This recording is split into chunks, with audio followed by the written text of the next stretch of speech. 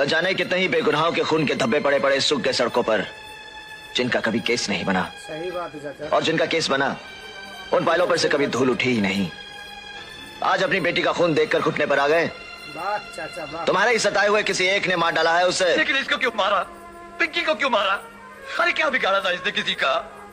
क्यों? क्यों अहिंसा से अपना हक मांगने वाला सच ने सारे बाजार काट कर फेंक दिया गया? क्यों उसकी बीवी मालती तुम्हारे पुलिस स्टेशन पे सर पटक पटक कर पागल हो गई और उसे इंसाफ नहीं मिला? क्यों एक बुजुर्ग को चौराहे में कुत्ता बनाया जाता है, उसका तमाशा बनाया जाता है और पुलिस मुंह फेर कर चली जाती है? क्यों बेचो परिवार अपनी जमीन के लिए, अपनी रोजी रोटी के लिए कभी किसी मिनिस्टर के सामने गिड़गिड़ाते हैं, तो कभी कातिया के दरवाजे पर अपना माथा टेकते हैं, तो कभी तुम्हारी जेबें गर्म करते हैं, फिर भी उनके घर में चूल्हे ठंडे पड़े हैं। क्यों क्यों न जाने कितने ही ऐसे क्यों गरीबों के याद, न जाने कितने ही बेगुनाहों के खून के धब्बे पड़े पड़े सूख गए सड़कों पर, जिनका कभी केस नहीं बना। सही बात है चाचा। और जिनका केस बना, उन फाइलों पर से कभी धूल उठी ही नहीं।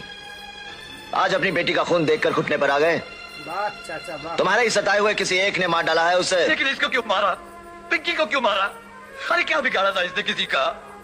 क्यों? क्यों अहिंसा से अपना हक मांगने वाला सच ने सारे बाजार काट कर फेंक दिया गया? क्यों उसकी बीवी मालती तुम्हारे पुलिस स्टेशन पे सर पटक पटक कर पागल हो गई और उसे इंसाफ नहीं मिला? क्यों एक बुजुर्ग को चौराहे में कुत्ता बनाया जाता है, उसका तमाशा बनाया जाता है और पुलिस मुंह फेर कर चली जाती है? क्यों बेचो परिवार अपनी जमीन के लिए, अपनी रोजी रोटी के लिए कभी किसी मिनिस्टर के सामने गिड़गिड़ाते हैं, तो कभी कातिया के दरवाजे पर अपना माथा टेकते हैं, तो कभी तुम्हारी जेबें गर्म करते हैं, फिर भी उनके घर में चूल्हे ठंडे पड़े हैं। क्यों क्यों न जाने कितने ही ऐसे क्यों गरीबों के याद